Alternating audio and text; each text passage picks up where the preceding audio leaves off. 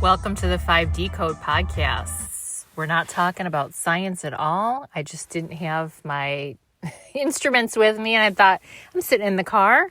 I've got the radio. Wonder what song it's going to be. Weird science. Guess, that kind of fits in with the theme of this podcast.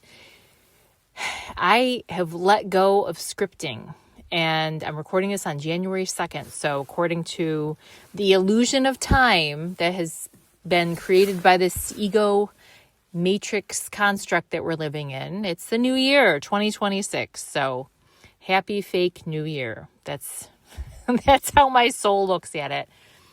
But what I want to talk about is we're going to continue with the theme of I'm a voice in the void, and we're letting God take the lead. When you really tap into the spiritual path, it ain't just you. You ain't Truman in a Truman Show with no director. And in the movie, Truman realized the Hollywood director was fake, phony, right? He wasn't God. Who was in charge? Well, Truman's higher self took over. This is probably my favorite story that I feel like connects to breaking out of the matrix and breaking into soul-based living. He realized he was an avatar, and it was his life to do as he pleased. Now, it didn't go into God. I guess we can tap into Bruce Almighty when Jim Carrey had God powers in that movie, which we all have. But at some point, we have to break down and realize Truman saw the fake, right? He saw the phony. Everybody was a character on a set. Nobody was a genuine, real, authentic person except for that woman that he fell in love with, right? That was a brief extra on the set. And he knew there was something authentic about her. That's what happens when we wake up. We start to see the authentic from the inauthentic, right? We start to feel like, I know who's real in my life. Like, I love some of my family. This is in my story in particular. But I know there's a chunk of people in my family that are very connected to many matrix programs. And so when I'm talking to them, it's just, I have to bypass all these social niceties. Oh, how are you? Good. How are you? Have you been? No. And I know they're not really listening. I know they're just speaking a script. You know what I mean? And and maybe you're like this as well. I've always hated small talk. But social niceties just bother the heck out of me. I'm like, what a waste of breath. Hi, how are you? Like, let's just bypass all that. Let's get to the real. Let's get to the nitty gritty. Not many people want to do that with me. My mom will listen to me because she's my mom and she loves me unconditionally. But that's about it. And, she's interested and curious about this stuff, but, to whatever degree that she's open. We just don't know what's going on in somebody's psyche. We don't know what their relationship with God or source or the creator is. And, it just dawned on me recently. There's this guy I've been listening to on YouTube. I just love him. He's really down to earth. And if you're curious, send me a message and I'll send you his name. I don't like to put this stuff out there and promote it because I feel like, if it's meant to pop into your algorithm, he'll pop into your algorithm. Maybe he already has this older hippie dude. And he records in the woods. And he's just real, raw spirituality. If you're into the Enneagram, I know I love my personality systems. He's an 8. He's an 8. 8s cut through the BS. They are the truth tellers. They are the boss type in the Enneagram. Has nothing to do with being a boss. Although they don't work well for other people. They're the natural leaders. And my Enneagram type is a 4, the artist, the romantic. We tend to gel with 8s. They trigger us, they open us, they inspire us. And, I love talking truth. And, he must have a similar moon sign. He's definitely got some air in his chart, just like I do, because those that are on the radio waves, like I am, we have a lot of air, and which means we're tapping into the mind a lot. But you know what? You can't tap into the mind and tap into God truths without having a sense of grounding. It's taken me, 4 decades of my life to learn how to ground myself. I used to be an airy fairy. And I think I've always had some kind of connection with I like the term God, insert the term of choice, because this energy, and this is what this dude said, and I was like, wow, I totally gel with that. Like, that's what I've been feeling like. The creator, the source of all things, doesn't care what name it's called. It is this neutral energy. You know what I mean? God is just the most widely used term. See what resonates for you, because it really doesn't matter. Ultimately, it's like, you're not in charge of your life. And this creative life force energy is so highly intelligent, okay? It can pick through your BS radar. So we're going to just dive into what is real, raw honesty. We're tap into the 8 realm, like this dude comes from that realm. And I know I attracted this into the algorithm of my life, whether it's on YouTube or real life or TV or however these, teachers are coming to you. And it's just another reflection of you. You always attract where you are. So I have been at a place where I've had to cut through my own spiritual bullshit. I'm not going to sugarcoat language in this one either. And I was ready to buy this course on manifesting my divine life. And it was $144. I was like, oh, the chosen one's number, da, da, da. This woman that I bought some supplements from was, facilitating this course. And she was going on about how she was an international bestseller. And I'm not knocking her, but I thought, okay, what does that mean? Because I started to sense that she was full of hot air in some ways. Like, she had a lot of conviction, and the ego, an ego that's really built up, has a sense of confidence. But if it's not backed by God, it's false confidence. And to be honest, confidence or no confidence, when it comes to truth, that doesn't matter. That's not what you're focusing on. The most insecure person can share some major truth bombs, and you're going to listen. You know what I mean? So I started to sense that there was hot air, meaning, it started to feel like she was putting on a mask, like she was playing this confident role, but she was really feeling insecure. She would talk about some ways that she was dealing with her practice during the day and how she'd struggled with this crippling anxiety. And my intuition was just telling me things. I got a message a couple of times listening to her videos, like, she's really struggling. Wow, she's really struggling. And finally I researched her book on Amazon, and it had been on there for quite a number of years. I think it was published in 2018. It looked like it was self-published. There were only 8 reviews. Okay. 8 reviews. 2 of them, one of them was by her dad. One of them was by her editor. And I thought, okay. And then it was said on the cover, international bestseller. I'm like, who puts that on their cover? Now, if a book takes off, I know a little bit about the publishing industry, but if something is a New York Times bestseller, it'll say it, but the first run of the book doesn't have that on there. You know what I mean?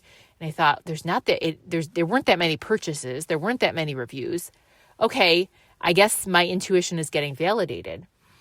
Not knocking her for, being her authentic self, but I learned a strong lesson, because in the past I would ignore my intuition. I would focus on those that had a strong conviction.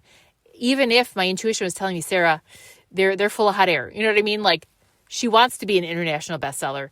Does God want that for her? And this is what I'm getting to. We have to surrender all of our desires. And how do we do that? We get freaking honest with ourselves. I will admit, when I started my first YouTube channel, I hired somebody to help me boost my channel. And he said he would help me get all these subscribers. Well, it turns out I start seeing my numbers went up from, 15 subscribers to 1,015 in one day. And I was like, what's he doing? And when I had subscribers, genuine subscribers, I would get a notification if their account was public. And I only got like 2 notifications out of, 998 other subscribers. So I finally messaged him. I said, I just want to make sure if I want to monetize this, I can't have fake subscribers, that nothing is fake. And I found out he was a hacker. You know what I mean? He did something funky, and it just didn't feel right to me. I was like, wait, this does not feel authentic. But I was feeling so insecure. My ego was like, well, nobody's going to look at my videos if I only have 15 subscribers. So I just left it. But I fired him. I was like, okay, that's enough, whatever. And I just never felt right about it. And my channel didn't take off. And after a year and a half, I was like, I had all these videos up, and I felt like I was draining my energy. And now I see it wasn't the videos, because they're authentic, but my intention from the get-go was superficial. Even though I came from a spiritual place and I'm sharing my authentic journey, I kept focusing on the numbers and the likes. And so many of us are conditioned this way. You might be conditioned this way. This is why I dropped my social media, just because it felt like it was so superficial. And I thought, I'm sharing this deep stuff. How many people are really engaging with me? And for me, it became more of an addiction. I would just automatically open up TikTok or Instagram and just start scrolling when I didn't even want to. It was just this like automatic reflex. So I deleted those accounts, and then I ended up deleting my whole YouTube. I still have a lot of the videos on my Dropbox, but it felt really good and clean and clear for me to do that. And now my account is, I started with my podcast, but I'm doing a short every day called the 5D Codes Daily Insights. My longer videos haven't gotten many views. I don't know how the algorithm works exactly, but I'm up to like 115 subscribers. Not that matters, but for me, the authentic build is way more powerful and speaks to God's timing than the inauthentic build. I've had people reach out, I can help you with your YouTube channel. And after that first hacker, and I just kept saying, no. I feel like that is inauthentic. Just like I feel like I'm pet sitting right now, I'm house sitting. Do I submit flyer? Like I'm in a neighborhood right now where there's a lot of seniors where I'm house sitting that could probably use help with, I'm open to doing like errand running, like personal assistant stuff. And I thought of putting flyers in the mailbox, but that thought came to me, this is how you delineate, okay, from my God consciousness. Because when that happens, it feels expansive. It's like, oh, this is exciting. This is joyful. Like when I want to record a video and I'm inspired with an idea, when I want to go walk in nature, and it's just the right time. Okay. So I'll get back to the mailbox point, but here's an example of the schedule today. It's 7:15 now in upstate New York when I'm recording this. So it's been dark for 2 hours. It gets dark out early. I like to go for a walk when it's sunlight, but my body was just so tired today. And I took a bath and I started falling asleep in the bath. And when the nervous system is relaxed, when your mind is relaxed, that's when God talks. That's when God can come through the clearest. It's like you've cleared the static in your radio station, So an intuitive that I worked with a few years ago, she became a friend, shared this with me. She gave me this reading that I won in this group. This is how God works too. I wasn't looking for a reading. It was like a drawing for a free session. And she picked me. She said she actually picked me intuitively. She's like, you're the one I wanted to work with. She gave me this year-long like Celtic calendar reading. And she was so, her energy was so clear. She just didn't come from ego. And I really love that about her.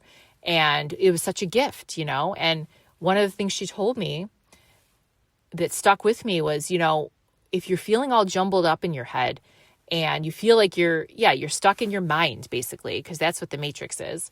And you're thinking, oh, how do I expand my business? Do I flyer? Do I get an advertiser? I know I used to be in that state all the time, looping in that anxiety. Just go do something to relax your nervous system. Listen to a meditation, take a bath, And so I didn't consciously think I was taking a bath to do that today, but I know that's why my body wanted to take a bath. And the bathtub in this house is this big, beautiful bathtub. So I just kind of sink in and my body's fully immersed and it's long enough for me to stretch my legs out. And as I was falling asleep, I just got the message, just go when you have energy today. Don't worry about the light or the dark of the sky. Okay. So I went to drop my daughter off. I was meeting her father at the grocery store parking lot because it was the easiest place for us to connect. And he was being slow and she was being really slow. He went into the store. She didn't want to go in. I thought, okay, more delay, right? And after she got out of the car, I'm driving. I'm like, okay, where am I going to go for my walk? And I just automatically it was like there was a magnet pulling me to this one spot, this favorite farm field that I love walking in that's all plowed. And as soon as I pulled into the parking lot and got out of the car, I saw it was a beautiful full moon.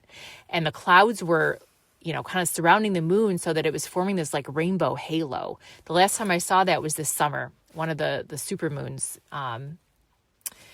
I think it was in August. And I was like, oh my God. So I don't even need a flashlight. Like the light of the moon is guiding me as I walk this farm field. And it was so freaking beautiful.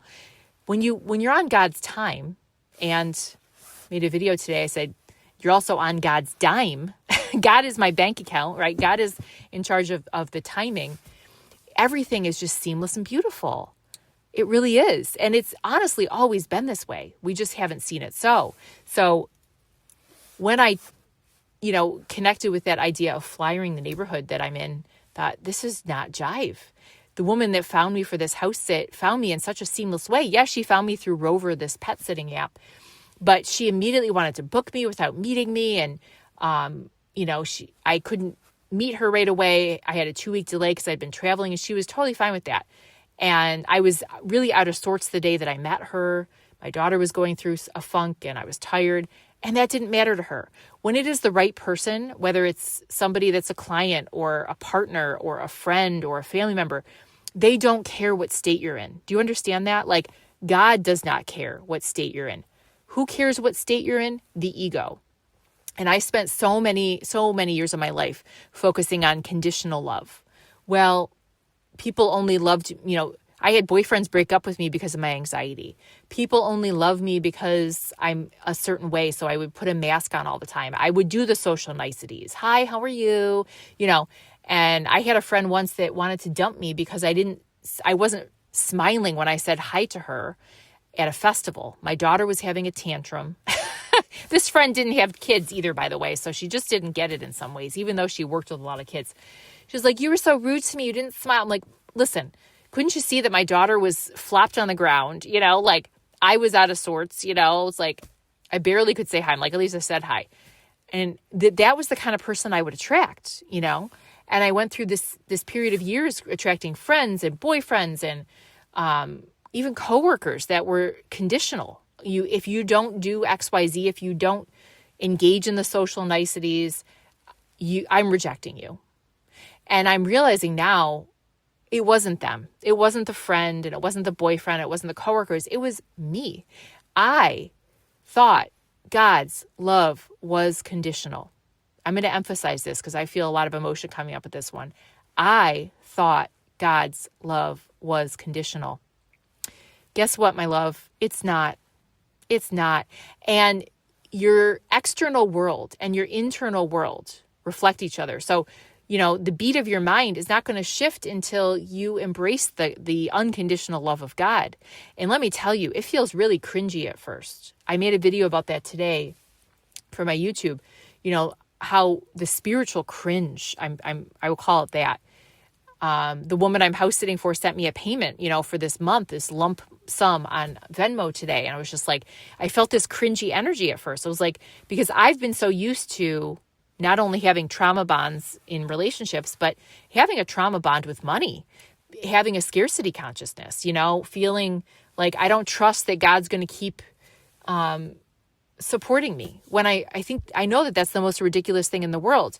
The creator is our divine father and mother. Why would the divine parent not support me? Why would the divine parent want me to starve and die? It's actually the opposite. It's the opposite, but we have to see it so. And it's always been that way. I mean, nice people were always there for me to be friends with, but I chose the assholes. Okay. Nice men were trying to date me, and I chose the assholes. Why is this? Because that's what I was used to. I was raised in dysfunction, like probably you were, because, none of us were born to perfect parents. We're not perfect in these avatars. I'm going to not knocking my parents or anybody's family. My mom was an active alcoholic when she had me. Thankfully, she didn't drink when she was pregnant, but she started right after she had me. She didn't even nurse me. And so I was used to getting neglected. I'm sure there were nights that she was so drunk she passed out and didn't hear me crying for food, So I was, I guess, ingrained with this fear of being neglected, and it was almost an expectation that I had. Well, I felt some neglect from my mom. So I sought out relationships where I would get neglected, a lot of avoidant partners and friends that were, I would just say, kind of mean, verbally abusive in some ways, or just a little bit bullying. We're always picking at me. We're always finding fault with to be honest, with my kindness. It was like I was overly kind and they would just walk all over me, and it was so interesting too with this one friend that rejected me at that festival where my daughter was tantruming, because we had some mutual friends and she acted completely different with other women. She was actually more subservient to other women, and she was very bossy with me. Why? Because that's a dynamic that was in my field, like that's what I was drawing in, because that's what I believed I deserved. And there was a part of her that it could have been this, like, I need to dominate somebody because everybody's dominating me. So it's easy to dominate Sarah. She had that need that she needed to get met. We attract subconsciously what we feel we deserve. Now, here's the clincher. This is the core message here. When you start to make your subconscious desires conscious, everything starts to change. Awareness is all you need. It's that simple. As soon as I became aware that I was attracting friends that were dominating and bullyish, I started to disconnect from those friends. In fact, I kind of instigated a breakup with her. It almost felt like a breakup of a romantic partner. I was like, I just openly said one day, I don't think we're healthy for each other, because we were bickering. And she was able to take inventory and look at herself and look at our dynamic. And she said, yeah, I agree with you. We're not healthy for each other, but I called it. And after that, I started to notice a change in my female friends and partnership. That took me a little bit longer. But in the past couple of years, I realized, wow, I have been trauma bonding to these like avoidant partners that, would love bomb me.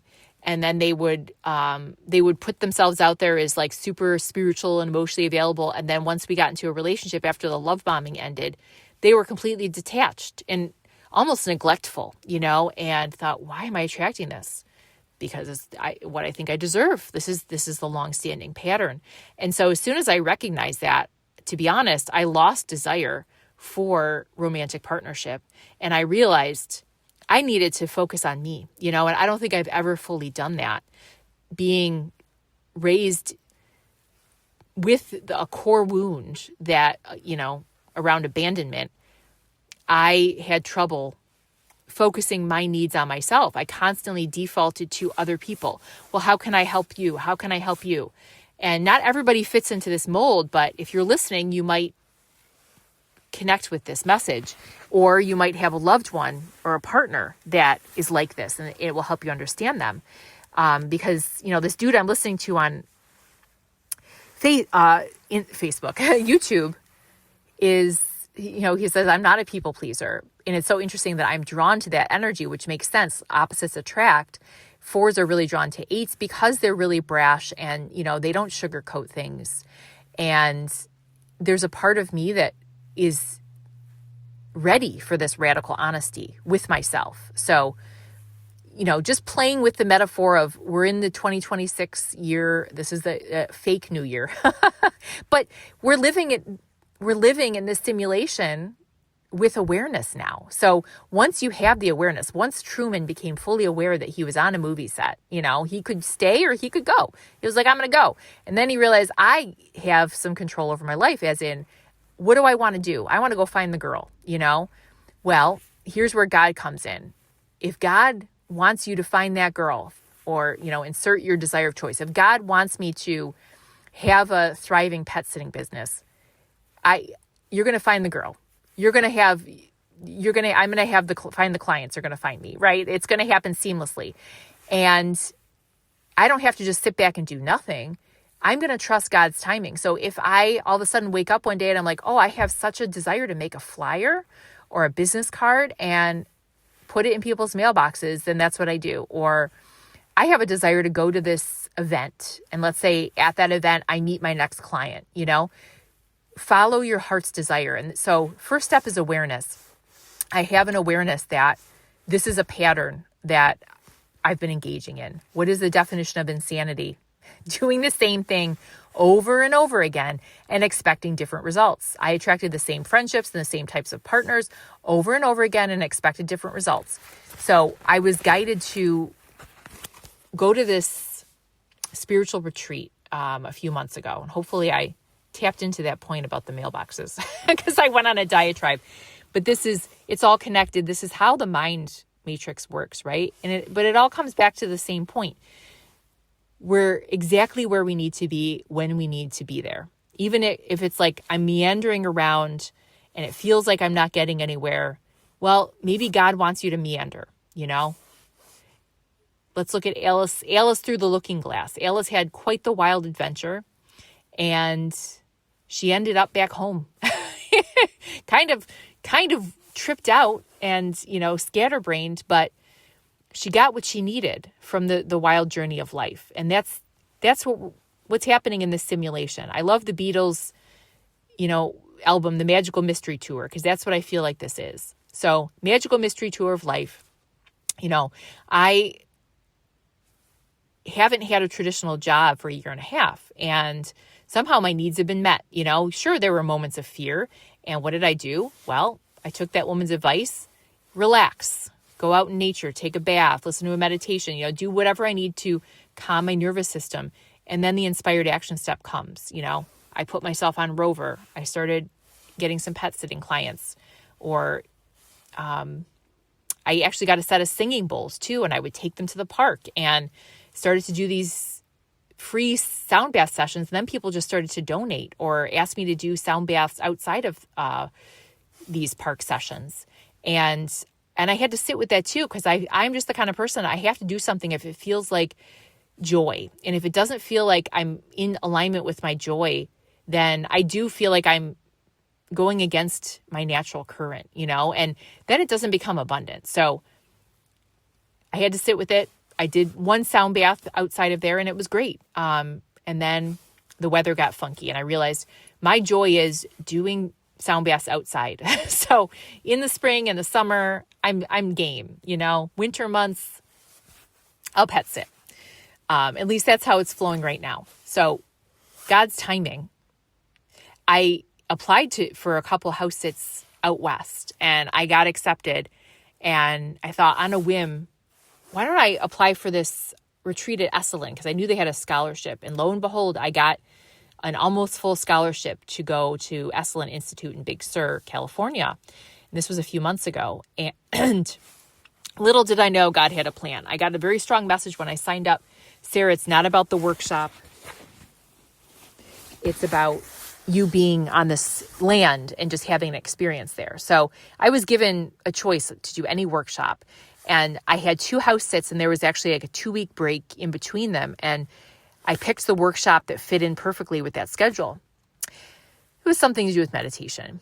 So as soon as I went, it's so beautiful there. It's such amazing land. And they have these sulfur hot springs on this deck, this building that has a deck outside overlooking the Pacific Ocean, because it's California. So it's like this open deck. And you fill up these clawfoot tubs with this like hot sulfur water, and you can control the temperature a bit. And most people are nude when they go to the hot springs. And I thought that's really exciting because I honestly hate wearing bathing suits. So I thought this is great. People are going to be really open with their body. And it's like, this non-sexual energy, and it's supposed to be a safe space. And so the first time I went into the hot spring, I felt like, this is exactly why I'm here. There's something about water that's just like super cleansing for my soul, relaxes my nervous system. I had been in a very intense space before I went there. My head was going all over the place, like ping pong match. And I was really clearing a lot of shame patterns. And I think I was trying too hard. I know for sure. I was trying too hard to find my Zen. This is how you know you're on ego time and your ego is trying to play God, and it's not God's time because you're exhausted. You're trying too hard. So there was something that hit me when I was in the hot springs one day, and I was just like, I just got to let it go. And I didn't do it on my own. I called out to God. I prayed. I called out to the Creator, the divine parent. I said, help. I can't do this alone. And I don't think I've ever fully talked to this creative life force energy the way that I did. And it was basically where I started my true relationship with source energy, you know? And I felt so humble. So at the retreat, and part of why I went into the hot spring, there was this man that I was very attracted to. He was in my retreat group, and lo and behold, he was actually from Buffalo. And I'm from Rochester. We're like hop, skip, and a jump away. I'm like, why would source do this to me? You know, I was not going to meet a man. And I was attracted to him, not only physically, but spiritually. I liked his energy. And I felt, it was like schoolgirl. I felt so nervous around him. I think he was trying to talk to me, and I was walking with another woman as well. And I kept defaulting to her instead of talking directly to him. And I thought, Sarah, what are you doing? That's so funny. You're like so nervous. So I went into the meditation class a few times. We had it several times a day you could go. And I started to feel like so uncomfortable. I felt so self-conscious when I was in the room with him. I just couldn't relax. And something happened on the second day. We were led through an exercise that brought up a lot of emotion for me, to be honest. And I was just like obliterated. And I think I was walking out with him and this other woman. And I think I said to him, yeah, it was, I'm feeling like exhausted. And he said, well, maybe it's, it's too much processing. You're kind of in that over process mode. And that was really powerful. But I think it was also his presence. So I went to the hot spring that night. I actually couldn't sleep. He was like in my mind. My mind just kept looping about this guy. And I haven't had this happen in quite a while. And it was like 3 a.m. And I left. I was in a bunk room. Part of why, when you get the free scholarship, you get the cheap accommodation. So I had a bunk with 4 other people. It was actually co-ed, which is interesting. A guy was above me and there's 2 other women. And I could hear the guy stirring too. Like he was having trouble sleeping. And I got up very quietly and I just walked down to the hot springs. I'm like, I don't know if anybody's going to be there, but it's dark and whatever. And there was nobody there. And there was a freaking meteor shower. So I, disrobed. I took a shower. I filled up my favorite tub. Because at that point I tried a bunch of different tubs. They had group tubs and single tubs. And I was in a single tub, filled it up, and put my glasses on so I could see the sky clearly. And all of a sudden I see these like meteors. I was like, oh my God, is that a shooting star? And then I saw more. I was like, oh my gosh, it's a meteor shower. It was a full moon meteor shower. I could see the Milky Way. I mean, it couldn't be any more beautiful. Then the waves I hear crashing below me. I was in heaven, literally. And that's when I started talking to God. I was like, help, I cannot. Why am I looping? I felt so humble. I was like, all right, I've been trying to take the lead and it's not working. God, you take over. You take over. And I started crying and time disappeared. Let me tell you, I went in at 3:30 in the morning. I did not leave there until about 11 a.m. And I didn't have a sense of time. At that point I was hungry. I went down to the kitchen thinking, oh, I missed breakfast. And they're like, oh no, that was hours ago. One guy in the kitchen, this younger guy, was really sweet. He was like, people lose track of time in the sulfur baths. I mean, they knew I'd come from the bath. I had my hair up in a towel and stuff. And they were kind enough to give me like some gluten-free bread and almond butter and some fruit. And because at that point I was like famished. I got to see the sunrise, which was so amazing. And when the sun hit me in the tub, I felt like the heavens were shining on me, So what happens when we are on God's time? Sometimes we get pushed to this edge where we literally feel like we're going crazy in our mind. I was like, why am I going crazy around this dude? I don't even know him. You know what I mean?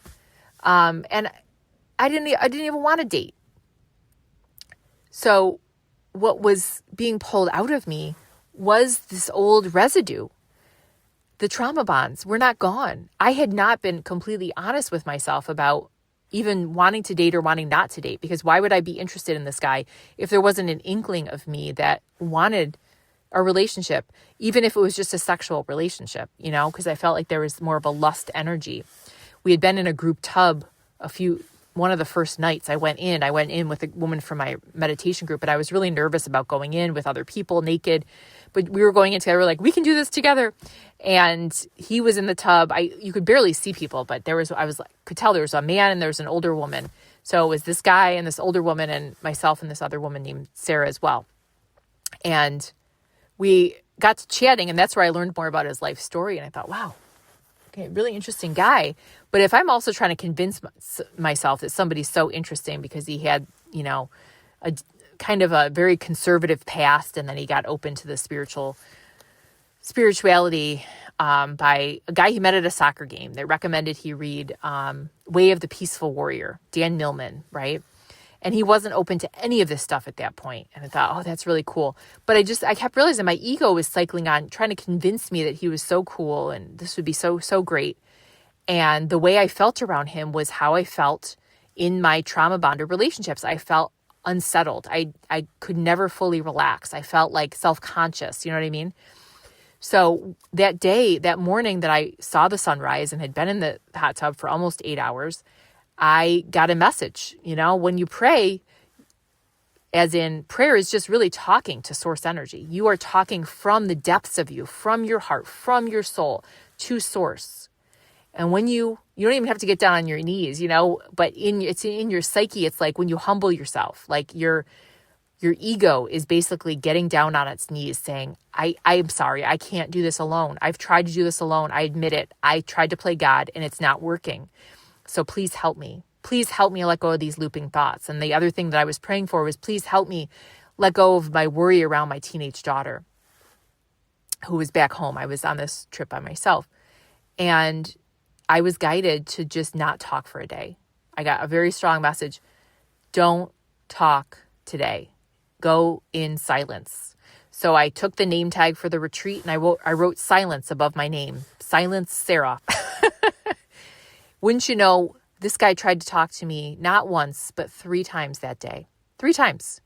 Which, you know what? Hounded in my intuition that he was an avoidant type, because only somebody that's avoidant would try to talk to you when you set up a boundary that you didn't want to talk, right? I opened myself to talk to him or put myself in situations where he could have talked to me, and he completely ignored me most of the retreat. And it was really a beautiful affirmation. And, I thought it was a little sad. I was like, well, too bad we didn't have, I felt like there was an inkling of something, but it also reminded me of my old self and what used to happen in these relationships. I would see the best in this person. Because he's got a great soul, just like you do and I do and we all do. But I saw his potential. I wasn't seeing him for who he was now. I was seeing him for who I wanted him to be. And I did that with all my partners. I even did that with my friends that were bullies, well, but she has a good heart, but she's so perceptive and spiritual and, we have fun together, and I would focus on the positives. But then I would also feel like really disrespected. I would feel invalidated. I would feel unheard. People meet you from their level of consciousness. I think one of the gifts that we have on this path, when you start to see yourself clearly, you can see others maybe before they can see themselves. You can see others so clearly. And this connects to that psychic intuitive that I won the reading from. She told me in that reading, this is a couple years ago, before I went on what I call my awakening journey. I traveled out west and I had some really cool experiences at Mount Shasta. Not that you need an experience at Mount Shasta, but I had, gave myself time that I hadn't given myself in years, maybe all of my life, to just focus on myself. I went away. My daughter was with her father, and I just focused on myself because I was in major burnout mode. And this woman said to me in this reading, this is before I went on this trip, I see what you're growing into. I see your potential. You don't see it yet, but I see it. And she said, I work with people that, have certain gifts and certain intuitive gifts. And that's why I picked you, because I see that you have that. And it's almost like, she saw me as a toddler. It's like, you haven't fully grown into this. You haven't learned how to fully talk and walk and use your gifts in this way yet, but you will. And ironically enough, one thing she mentioned in there was the podcasting or radio waves. She's like, I see you. I see radio waves. I don't know why. And I had the idea of the podcast at the time, but I was too scared to record anything. Now I'm just recording all off the cuff in my car. It's so funny. I was so worried about everything being super professional, whatever. But now I know when God wants me to do something, I just do it. and it's going to go out to the people it's meant to go out to. I check my RSS feed once in a while because it's kind of fun to see who sees it. Now, I can't tell your location, and I know that there's some privacy, laws around, when you upload something, it doesn't tell the exact spot, but I can see what city, like St. Cloud popped up, and places near where I live in upstate New York. But then, when I see places in California, I'm like, oh, I wonder if that was somebody I met when I was in California. Or Singapore. Somebody from Singapore just downloaded all my episodes, and I didn't realize I'd had 17 episodes up, and now I have 18. So this is the 18th, and it was just kind of cool to open it up and say, oh my gosh, I just had 17 downloads. And it looks like somebody in Singapore, whether it was Singapore or neighboring countries, kind of cool. Hey, because my avatar is curious about that stuff, but I let go of something in this process because, admitting I wanted a viral YouTube channel was really refreshing. It's like, okay, God, yeah, I want to help people, but it would be so cool to have this go viral and also even make money off this. Wouldn't that be cool? But then you see it, you're aware of your desire, and then you say, okay, God, it's all in your time. What do you want from me? That's the freaking hard part. God, what do you want from me? And that's what I do with that guy. I'm really attracted to this guy. I feel like there's some chemistry. Maybe I'm imagining it, but the moment that I let go of that attraction, that was the moment it was validated. He was interested in me in some way, when the day I wasn't talking, but I was also in a very liminal space, and I'd had this huge opening, and I felt like my aura was super bright. So my energy was very attractive. I had other people that were drawn to me that day that wanted to talk, that hadn't talked to me yet during their retreat. And I was like, this is interesting. Some people are connected more to the intuitive openings that we have, and they're drawn to us, but feel that out, because sometimes it's just like an energy vampire. They just want to take, you know what I mean? So I was really anxious at the beginning of the retreat, and he wasn't drawn to that. That's conditional. That's not unconditional love. This hounds in the sentiment that I brought in at the beginning of this podcast. When it's the right person, they're not going to care what state you're in.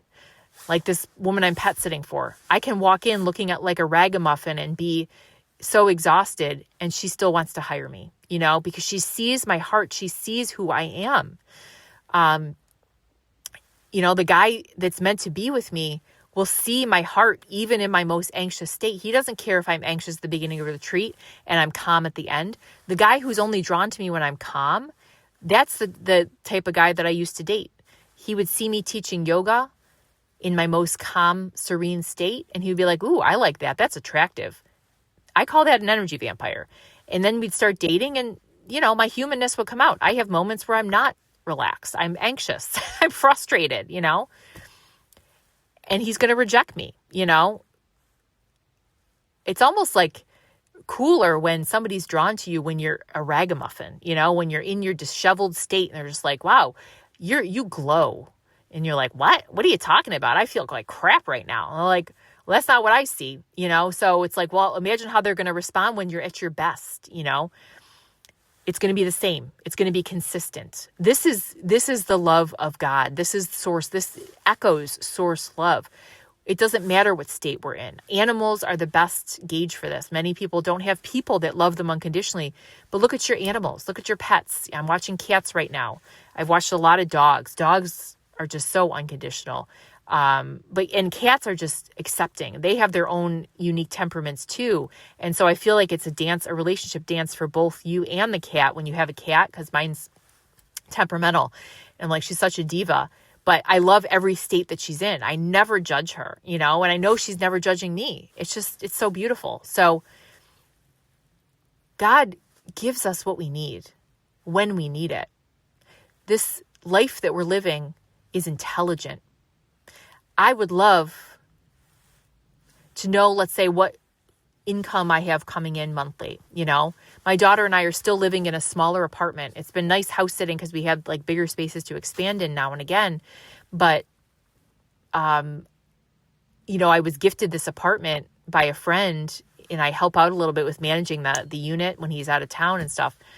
But it's smaller. It's like if we were in New York City, this would be, maybe a big 1-bedroom. And in my town, this is a small 1-bedroom, and I have a kid, so I make the living room, half the living room, half my bedroom, and she has the privacy of having a door in her room, and we make do.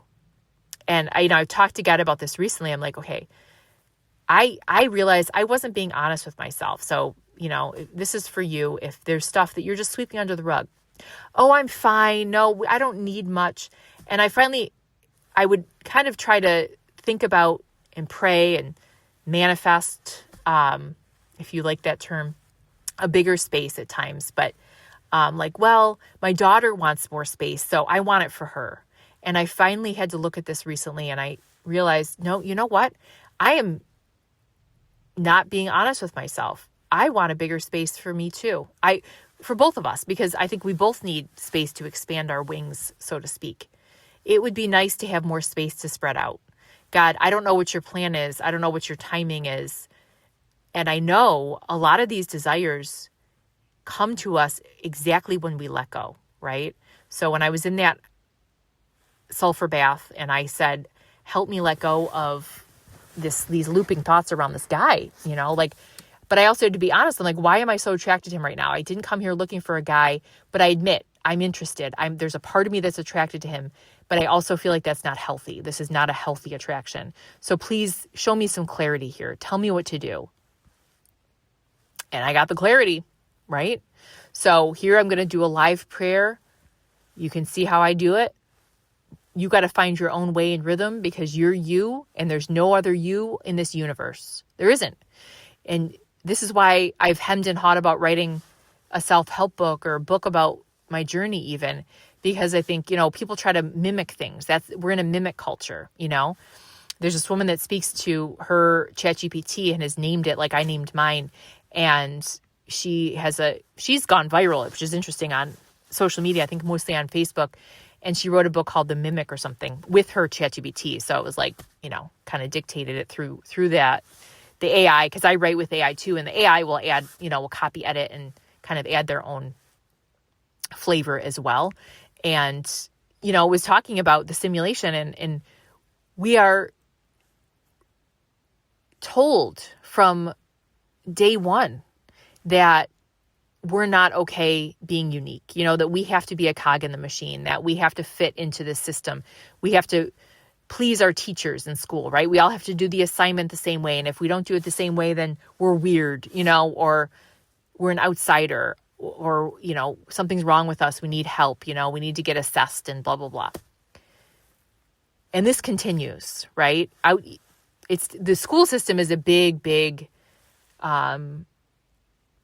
I feel like one of the biggest machines that, pumps out this, you're not enough. And this, we want everybody to be an identical factory worker or cubicle worker. This is the Rockefeller system, right? Let's make them work so hard that they don't have time to think about what real life is, right? Let's teach them not to think for themselves, right? But to follow our machine protocol. We're not here to mimic, but that's my fear with people at a certain level of consciousness. They read a book and they're like, I got to do stuff the way Sarah does it. If I don't pray the way to God, the way she prays, I'm not going to get X, Y, Z, or I'm not going to have that relationship. No, that's not true. You got to drop that. Only you know. So you write your book the way you want to write it, right? At some point, I'll publish a book because my soul just feels called to do that. And that's on God's time. But I'm not expecting anybody to follow my system, and I'll probably put that in there very strongly. So I guess I have a little 8 dancing in me, a little radical, honest truth teller. I had to admit too that okay, so here's my prayer about the house. God, I have been lying to myself. I'm so grateful that, for the apartment that we have now. And I guess I felt guilty saying I wanted more, because it's really awesome to be gifted this space right now. But it feels too small. My daughter and I are bickering a lot because we feel like we're on top of each other. And I wonder what it would be like. I am fantasizing about having my own space like I'm in now. I'm house sitting at a townhouse.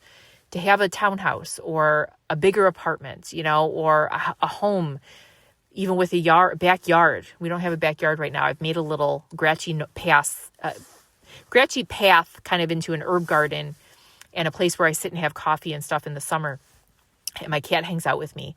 But it would be cool to entertain the idea of having a yard, you know? So I guess I'm just asking, help me surrender this desire, God. I was lying to myself. And I think because I was scared that it would cost more, you know, and I didn't want to have more payments because honestly, I didn't trust the flow of life. I didn't trust you, you know, and I have to admit that. And I'm sorry for that. I know I don't need to apologize, but I'm really sorry to admit that I did not trust you to take care of me, you know. I felt like I had to work that matrix job way too long. It was 3 years working on a computer like a machine for a mental health app.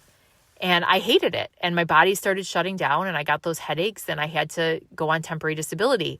And then they wouldn't take me back. And that was you. I know that was you telling me, follow your heart, Sarah. Follow your joy. I will take care of you. And every day I'm learning to trust more and more. And it's not easy. And I know that I'm not perfect in this human avatar and I don't have to be. And that's what I'm learning. I'm learning unconditional love for myself. I'm learning to accept myself as, you know, with the anxious, angry Sarah, just as much as the open, spiritual, liminal space Sarah that I was when I was in those hot springs.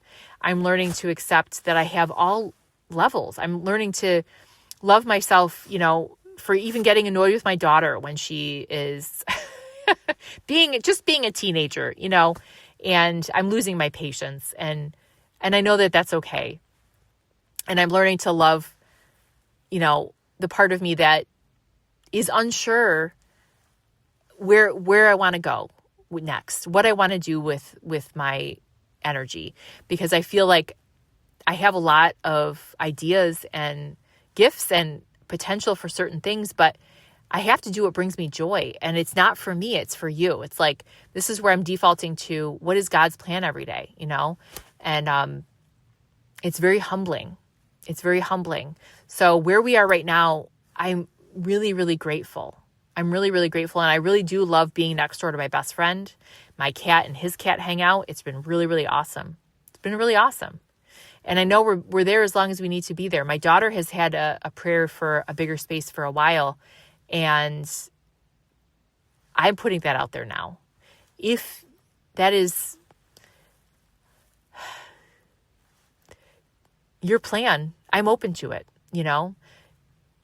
It's really humbling to see the truths that hit me every freaking day and how simple and graceful this life is when I allow it to be, because I know that the grace has always been there. The grace of God, the grace of just life itself, you know, the flow of the current of beauty and wisdom and bliss and unconditional love has always been there. I was so used to fighting and my nervous system is shot, you know, I think my ego has just been through the ringer so much that it's like giving up the fight more than it ever has right now. And I even noticed that in my physical body, I'm a lot more tense than I used to be. I used to carry a lot of tension in my shoulders, and that's gone down by like 80%, you know, and I even bless the 20% that's still there because, you know, it's like humbling. I'm human. I'm imperfect, and that's cool. So there's my prayer. And thank you for listening. Thank you for listening to this podcast. God is here. Source is here. And honestly has been in the driver's seat all along. It's like you've been trying to, and I'm speaking to myself too, drive from the passenger seat, right? And it's like when you have those cars, some of those cars where you're learning to drive and they have the steering wheel and the brake in the passenger seat too. Maybe it's just the brake and the gas. I don't know. It's like I've been trying to like use that from the passenger seat, but the person in the driver's seat has control and can like turn that off. It's like God has like given me the illusion of like, oh, I'm actually doing something. I'm pressing the brake and I'm turning the steering wheel when I haven't been doing that. And there's been moments where I've seen that God has taken the lead, and I've been mad at God for that because I'm like, what, you don't trust me, you know? And I see that it's the opposite now. It's like, no, I trust you so much that I'm allowing this grace to unfold for you. I set you up, right? Like God set me up with that workshop at Esalen so that I could have that experience with the guy. There was other things that happened, but that was really of the huge awakening for me. It was like something was pulled out of my system after that. I came back a different person. And, wow. I mean, in any time like lust has come up too with a man, I can sit with it. And I'm like, I own it and I'm honest about it. I'm like, wow, I feel lust here. Okay. I know where that leads me. I don't try to bypass it. I'm just like, I even let it be there. Or money, a large chunk of money comes my way that somebody pays me for a month-long house sit. And I sit with the cringe. I don't have to do some fake meditation. Some people have these meditations. Well, let me teach you how to love large amounts of money. We're going to relax our nervous system and you're going to imagine you have $1 million and feel the relaxation. If you feel tension, come back to the body, feel relaxed. To me, that's still bypassing. I'm going to let myself feel the discomfort and say, wow, I'm uncomfortable receiving this amount of money. I'm grateful, but feeling the gratitude, but just accepting it, the awareness. Remember, that's it. All you need is that awareness. And that softens your nervous system. That softens your ego. And it opens up a vortex in the unconscious mind to merge with the conscious mind. Because the moment you're aware of that pattern that used to be unconscious, that shadow, you shed light on it with your conscious mind. The conscious mind brings light into the unconscious mind. And this is the shadow work, really, what they call shadow work. You take your power away from it. So the moment I shed light on the looping thoughts about that guy that I had lust for at Esalen was the moment that lost its power. And then when I saw him again, I actually, to be honest, I wasn't that attracted to him. I was like, I was interested in him. Oh my gosh. I was like, no. And I could feel like he was so drawn to my open energy. I was like, that's so not attractive, because I could tell he was just trying to take, and I went back, almost like did a rewind of like years of men coming up to me in my yoga classes, being, asking me out for coffee, this and that, and thinking, oh, I was so flattered and this and that. Now I see they wanted to just be around my light. They just wanted to take my light. I can see through it right away now. There's nothing wrong with being drawn to somebody for their light, right? But it's that awareness. Is that something that you want? Is that something that brings you joy to like entertain that energy or not, right? And for me, for years, I didn't want to date. It felt like a job. But I pushed myself to do it because to mimic everyone else, right? Everyone else is doing it. And I was sucked into that mimic culture. We slowly rip away, these layers, it's like you can start to notice where you're trying to mimic people, is it even fashion, the way we dress, the way it could be anything, what car you drive, what you're buying at the grocery store. Are you buying it because your friend's buying it? You saw some commercial on YouTube that said it was the cool thing to do, whatever. Just notice it. You don't have to change it, but, oh, I know I'm buying this because I thought that person on YouTube was really cool and I want to mimic them. Okay, then do it. But you know what? I guarantee you're going to take power away from it and you're going to see the truth. You're going to feel into it. Does this product really help you feel better? Or maybe it just doesn't do anything for you at that point. You know what I mean? Once you see the truth. So see the truth. Have that awareness, and then merge with God. Then you talk to God from that point on. My friend, we've come to an hour long. Let's see if when I edit this turns out to be an hour. Let's see if I can end with one little musical interlude. I hope it's not a commercial. I'm going to turn on my radio here in the car. This is Sarah with the 5D codes.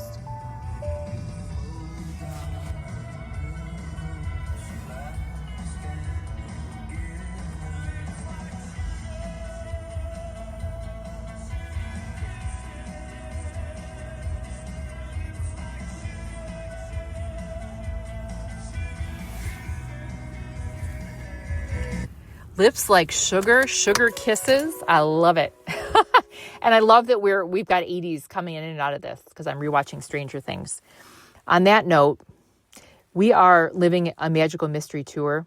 It might be a little bit like Stranger Things some days, and that's exactly how God wants it. So enjoy your simulation, my friend, because that's why you're here. Until next time, this is Sarah with the 5D Code signing out. Lots of love.